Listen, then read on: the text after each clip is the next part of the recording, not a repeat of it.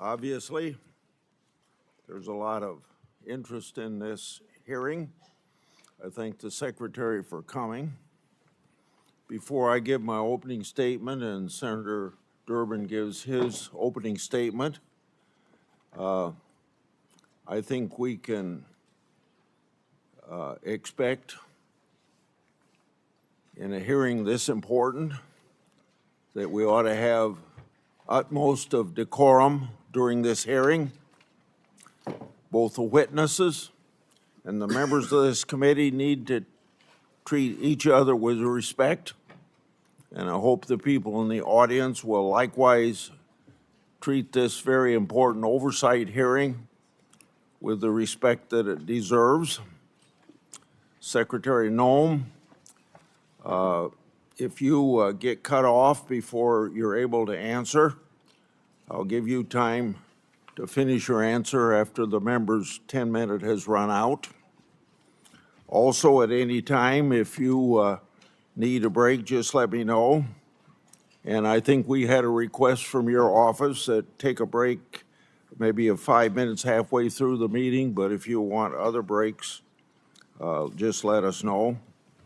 And for all the members, there's a 10-minute round of questioning, and I'm pretty liberal. If you got 5 seconds left in your 10 minutes and you start your question before the 5 seconds run out, I'll let you finish your question, but don't extend it into a 5-minute speech because we got to keep pretty much on time here. So once again, I would welcome everybody to the Judiciary Committee's oversight hearing for the Department of Homeland Security. This hearing comes amid a Democrat-led funding shutdown for the Secret Service, for FEMA, for TSA, and the Coast Guard.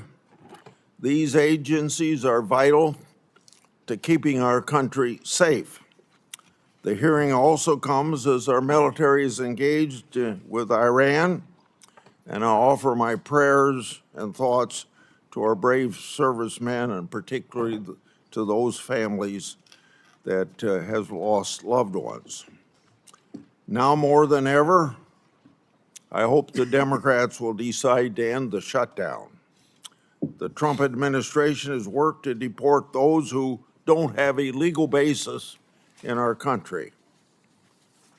Unfortunately, in the process, some DHS officers, migrants, and protesters have felt threatened, were injured, and in very rare instances, even killed. Mistakes have been made. Let's make it clear, one death is too many. But officers should never be threatened or harmed while enforcing our laws. And there is a clear difference between conduct protected by the First Amendment and unlawful obstruction. From my perspective, I believe immigration enforcement and dignity aren't mutually exclusive. Secretary Noem, I look forward to hearing how you're addressing these important issues while continuing the department's mission. And your department's mission is, of course, one of the most challenging in government. The responsibilities of the Department of Homeland Security are immense. Your department operates in a dynamic environment with increased threats against officers.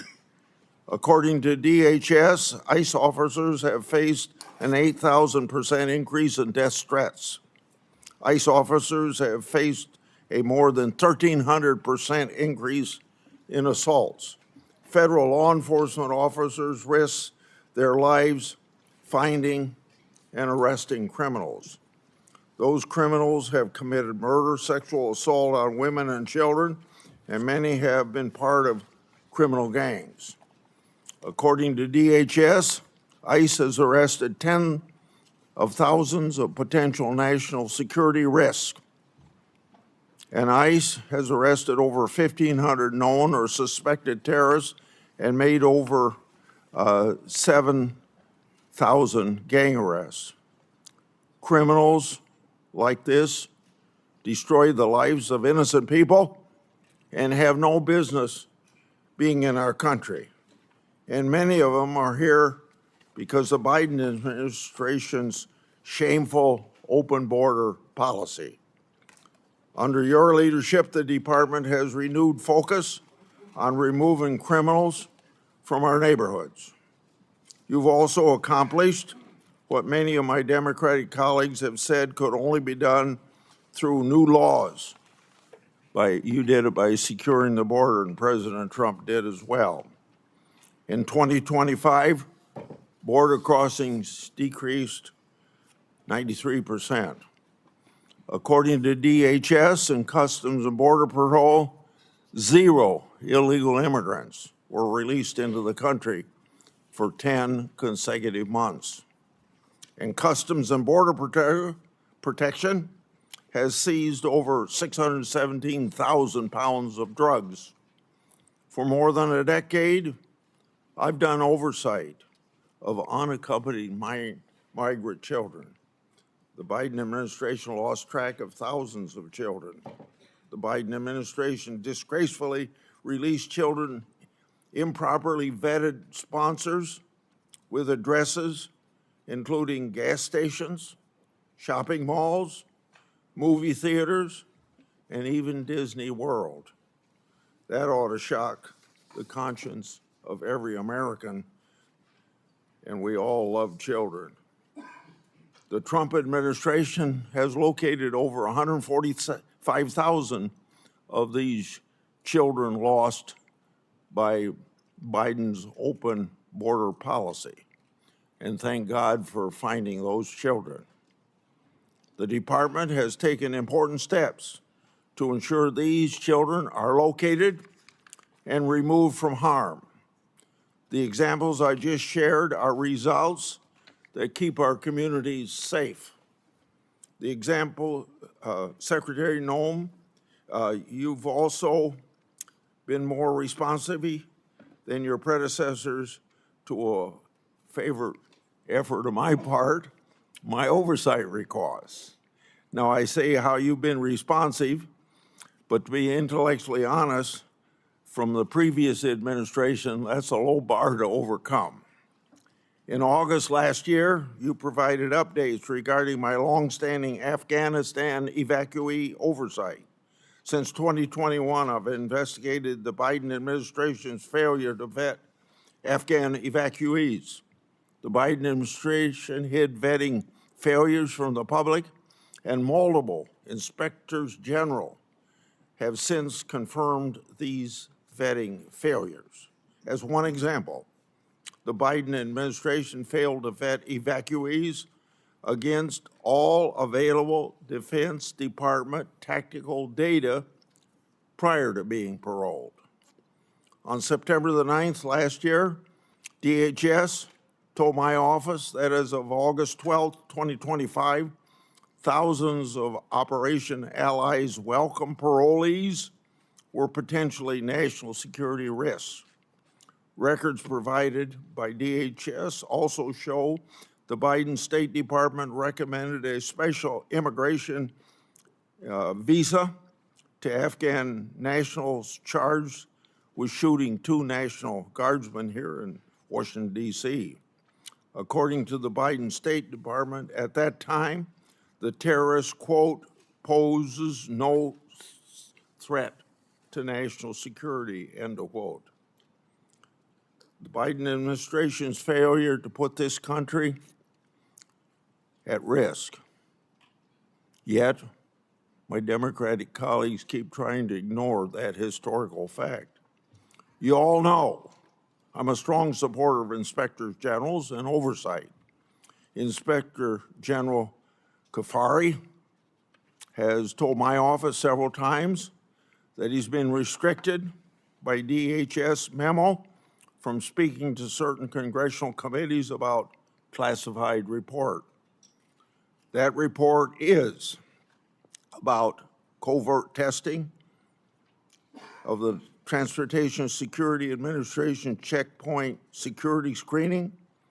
I hosted last year a bicameral, bipartisan, classified briefing with senior DHS officials on that matter to do what I can to bring about transparency. I asked the Inspector General, Kafari, to attend, but he declined, asserting that there was a memo in the department preventing him from doing so. I've also commissioned the Government Accountability Office to review the matter relating to that classified report.